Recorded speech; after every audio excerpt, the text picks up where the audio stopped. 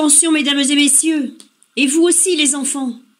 Aujourd'hui est un grand jour, que dis-je, un jour exceptionnel. Ce soir, nous fêtons Noël. Quelle joie de savoir que Jésus vient habiter en nous.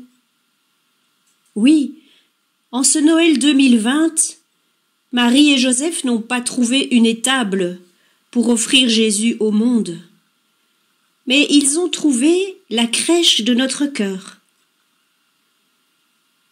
Et étant donné que cette année, nous ne sommes pas surchargés et stressés pour organiser tous les préparatifs de cette fête comme d'habitude, peut-être que cela nous permettra d'offrir une plus grande place pour accueillir Jésus chez nous. Alors en ce soir de Noël, que le Seigneur soit avec chacun de nous. C'est ce que nous pouvons nous souhaiter de meilleur. Nous allons vivre cette veillée tous ensemble autour d'un conte. Alors, asseyez-vous confortablement et écoutez bien cette histoire. C'est l'histoire d'Antoine.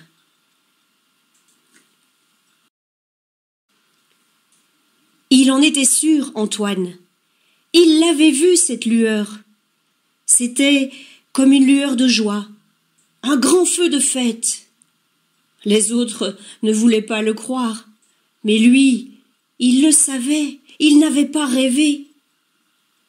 Pourtant, on disait souvent de lui qu'il était un rêveur. Et c'est vrai que quand les autres enfants du village allaient jouer, lui, il préférait monter sur la colline. Il s'asseyait sur un rocher et il voyait tout le village. Il y voyait la vie de tous les jours. Il y voyait le boulanger qui faisait sa tournée, le vieux cordonnier dans sa boutique, et l'épicière avec ses légumes de saison, et puis le père Henri qui ramasse le bois. Il en voyait des gens, Antoine. Oh, ça oui. Mais ce qu'il voyait surtout, c'est que tous ces gens-là ne se parlaient plus. Ou alors, ce n'était que pour se dire des méchancetés. Tu n'es qu'un voleur. On ne peut pas avoir confiance en toi. Ton pain est de mauvaise qualité. Si j'en prends, c'est vraiment que je suis obligée. Tu n'es même pas né ici et tu voudrais nous faire la leçon? Ah, ce que tu peux être stupide. Tu n'as rien dans la tête. On ne sait plus vraiment comment c'est arrivé. Mais dans le village, il n'y avait plus que des gens divisés, pleins de colère et de haine. Plus personne ne s'aimait. Sur son rocher, en haut de la colline, Antoine regardait, et souvent, il pleurait. Oh, c'est trop dur de voir un village se haïr comme ça.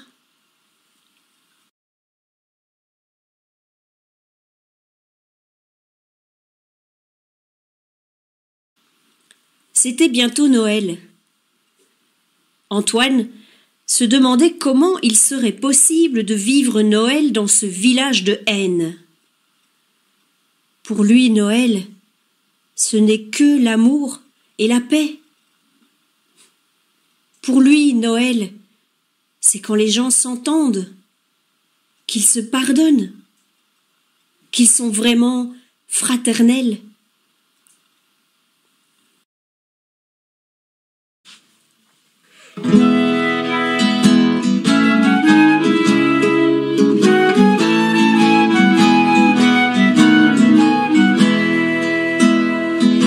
Cherche ton étoile dans le ciel de l'avenir, dans le ciel de l'avenir. Cherche ton étoile. Dieu fait signe de partir, Dieu fait signe de partir. L'infini n'est pas un rêve, c'est quelqu'un qui nous conduit plus longtemps qu'une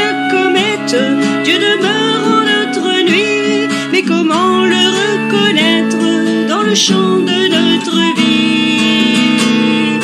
Cherche ton étoile dans le ciel de l'avenir, dans le ciel de l'avenir. Cherche ton étoile. Dieu fait signe de partir, Dieu fait signe de partir.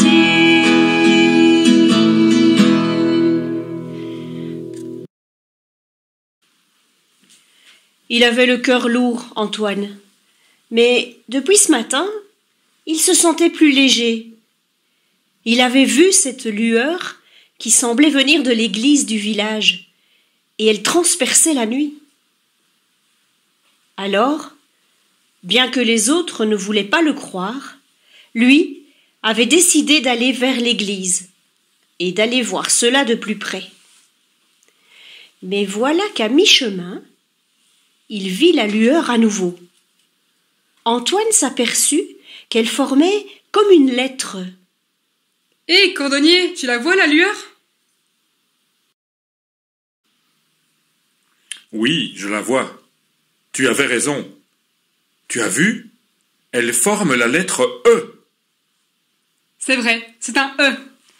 Un E comme espoir, ou espérance. Je ne sais pas ce qu'est cette lueur, mais elle redonne de l'espoir pour notre village. Une lueur qui donne l'espoir. Ça me rappelle ce qui est arrivé au peuple de Dieu. Écoute ça.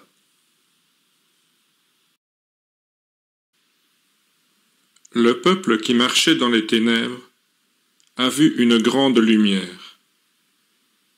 Sur les habitants du pays de l'ombre, une lumière a resplendi. Tu as multiplié leur allégresse, tu as fait éclater leur joie. Ils se réjouissent devant toi comme on se réjouit à la moisson, comme on jubile au partage du butin. Car un enfant nous est né, un fils nous a été donné, on lui donne ce nom, Conseiller merveilleux, Dieu fort, Père éternel, Prince de la paix.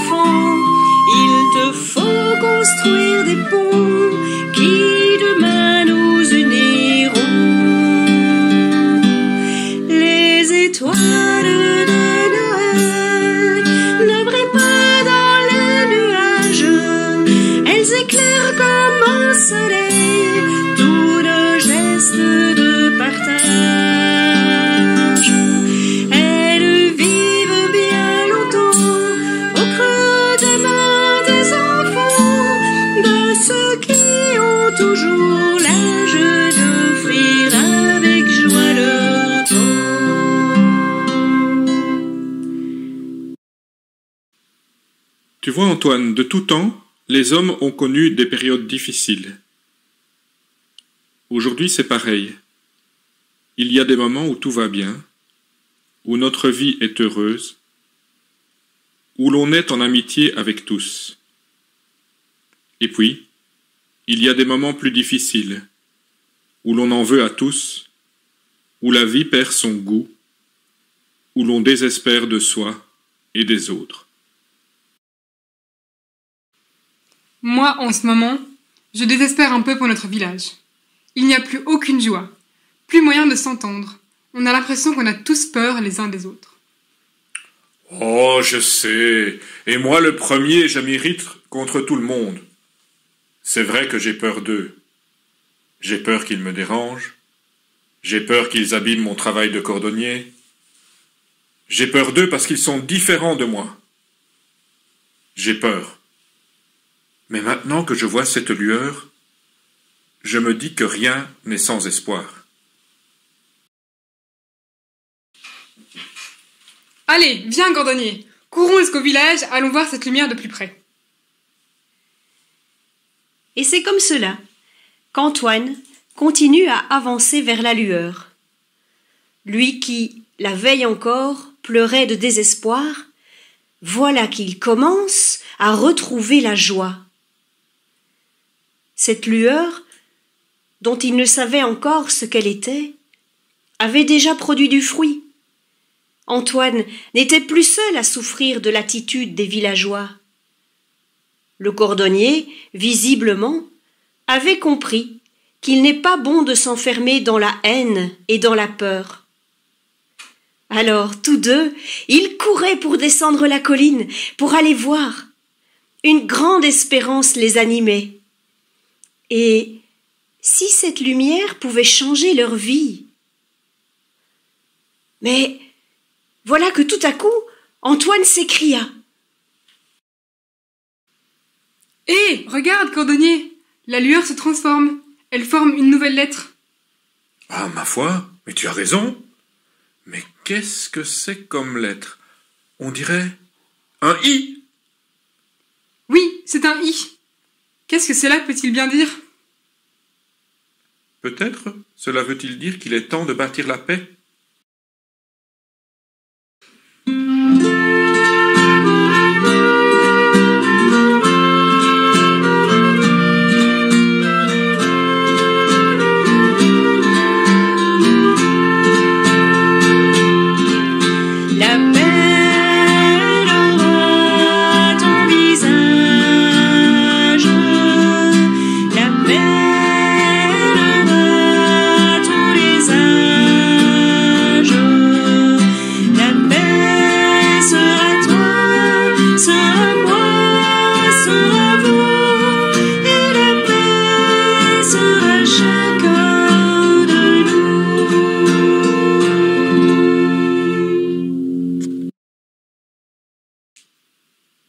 Antoine, tout à l'heure, le E nous a fait penser à l'espoir. À quoi te fait penser le I? Le I, ça pourrait être invitation. Mais pourquoi invitation? Oh, je sais. Au début, j'étais tout seul et cela me rendait triste. Maintenant, nous sommes deux et c'est déjà beaucoup mieux. Alors peut-être qu'il faudrait qu'on invite d'autres personnes pour aller avec nous? Inviter d'autres personnes? Oui, mais qui? Tu as envie d'inviter des gens qui te traitent de rêveur, toi? Moi, je n'ai aucune envie d'inviter des gens qui me traitent de voleur et qui me lancent à la figure qu'ils n'ont aucune confiance en moi. Ah, ça, non! Moi, je n'invite personne. Regarde la lueur, elle pâlit. On ne la voit presque plus. Oh non, c'est trop triste. Elle était si belle. Cordonnier, il faut faire quelque chose. Il ne faut pas qu'elle disparaisse. C'est quand tu t'es mis en colère qu'elle a commencé à pâlir. En fait, si l'espoir se perd dans notre monde, c'est peut-être à cause de notre attitude. Tu crois que c'est facile de se réconcilier avec ceux qui nous ont fait du mal? Tu crois que c'est facile de retrouver la confiance envers les autres? Eh bien non, ce n'est pas facile. Tu as raison. C'est difficile pour moi aussi. Et je crois que tout seul, je ne vais pas pouvoir. Mais cette lueur, est-ce qu'elle n'est pas là pour nous aider? Pour nous aider? Je crois que tu n'as pas tort. Je me souviens que saint Paul avait écrit une lettre dans laquelle il rappelle que Dieu nous a donné sa force pour nous aider à rejeter le mal. Écoute ce texte. Oui, la grâce de Dieu s'est montrée, libératrice pour tous les hommes. Elle nous corrige pour nous faire rejeter le mal, abandonner la jalousie de ce monde, pour nous faire vivre avec modération et justice, et attendre l'espoir joyeux que se montre le rayonnement de notre Dieu, de notre libérateur Jésus-Christ. Tu as vu, cordonnier? Dès que tu as parlé de rejeter le mal, la lueur s'est remise à briller. Allez, viens, il y a le boulanger et l'épicière là-bas. Allons les inviter à venir avec nous. Et c'est ainsi que de 2, ils passèrent à 4. Le boulanger et l'épicière l'avaient vue aussi, cette lueur. Eux aussi avaient senti un espoir naître dans leur cœur. Eux aussi avaient compris que cet espoir mourrait s'ils ne faisaient pas l'effort d'aller vers les autres. Comment ont-ils trouvé la force de faire le pas? Ils ne le savent pas eux-mêmes. Ils ont quand même compris que cette lueur ne brillait pas que sur l'Église, mais qu'elle était venue briller sur eux et qu'elle leur réchauffait le cœur. C'est elle qui leur a donné la force. Regardez les amis, elle brille de plus en plus. Comme elle est belle. Et maintenant, elle forme une nouvelle lettre. C'est un O. À quoi ça fait penser un O? Moi, ça me fait penser à offrir. À offrir? Tu crois que nous avons quelque chose à offrir? Nous nous approchons de l'Église. Regardez cette belle lueur. Elle ne brille pas sur l'Église, mais dans l'Église. Cette lueur, elle est bien venue nous rendre l'espoir, non? Et en nous réconciliant, elle nous a sauvés. Cette lueur, c'est le Messie, c'est Jésus. Et le plus beau des cadeaux qu'on puisse faire à Jésus, c'est d'arrêter nos disputes et nos guerres. C'est de retrouver la confiance entre nous. C'est de savoir être solidaires et fraternels. C'est Jésus. Tu as raison. Regarde la lueur. Elle est de plus en plus vive. Et maintenant... Oh, regarde! Elle forme la lettre J. J comme Jésus. Il paraît que, à Bethléem, les cieux chantaient que le meilleur des bienfaits de Dieu, c'est le don de sa paix, le don de sa lumière.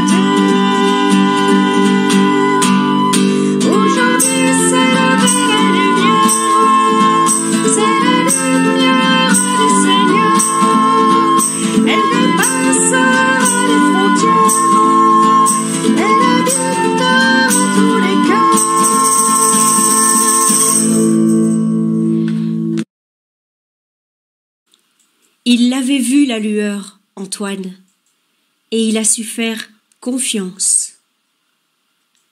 Et grâce à cette confiance, la lueur a brillé et a porté son fruit. Le père Henri a rejoint les 4 autres. Il les a invités à venir se chauffer autour de son feu de bois. Mais avant, tous ensemble, ils sont rentrés dans l'église. Et là, ils ont vu que la lueur venait de la crèche et qu'elle éclairait tous les visages. Alors le cordonnier, qui décidément connaît toute la Bible, leur a raconté l'histoire de la naissance de Jésus.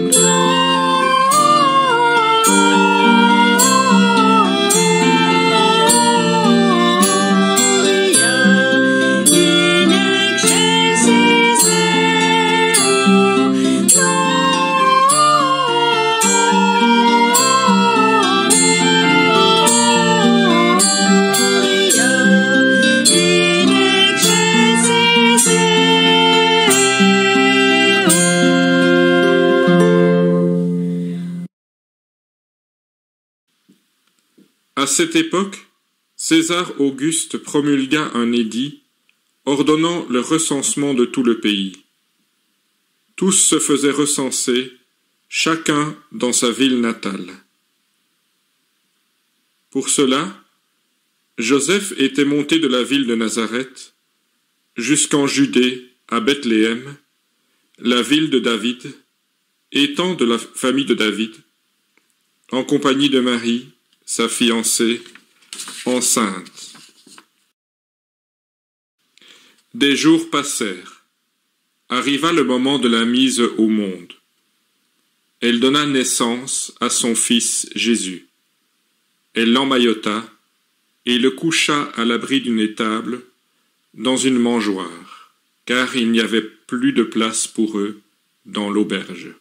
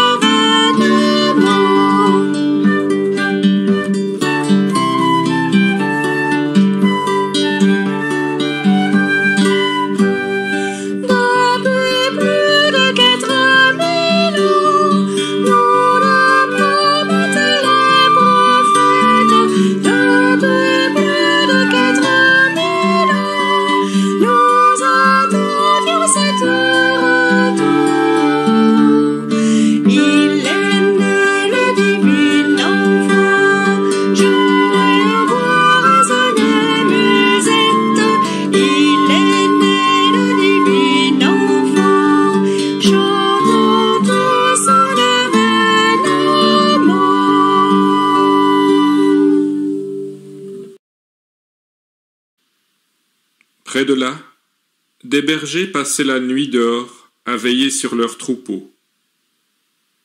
Un ange du Seigneur vint près d'eux. Il leur dit : « N'ayez pas peur. Je vous annonce pour tout le peuple une grande joie. Aujourd'hui, dans la ville de David, un Sauveur est né pour vous.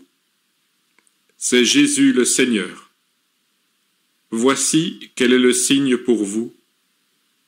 Vous trouverez un enfant emmailloté et couché dans une étable. » Soudain, tous les anges du ciel se mirent à louer Dieu.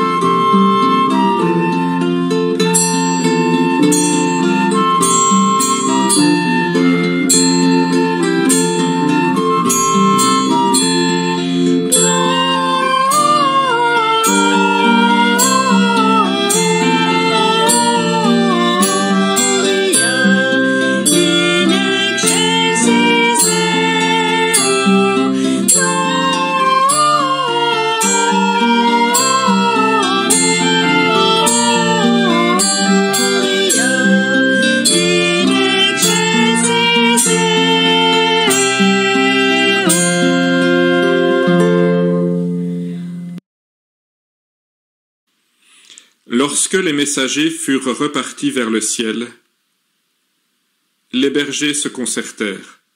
« Allons jusqu'à Bethléem, et voyons ces choses que le Seigneur nous a fait connaître. » Ils se dépêchèrent et trouvèrent Marie, Joseph et l'enfant couché dans l'étable.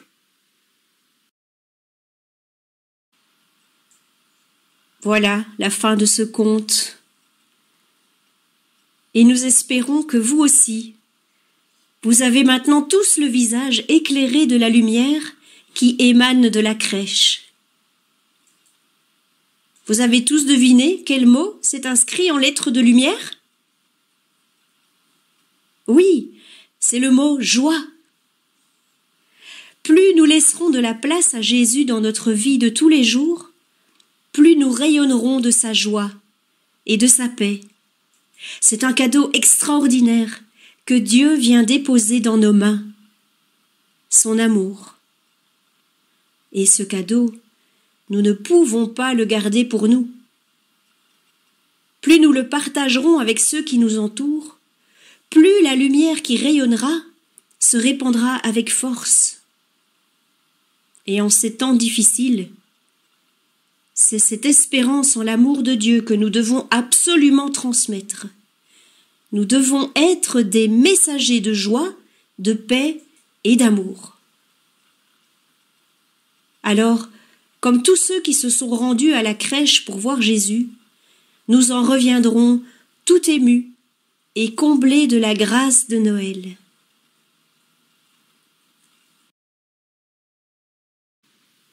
Pour la joie de Noël, merci Seigneur.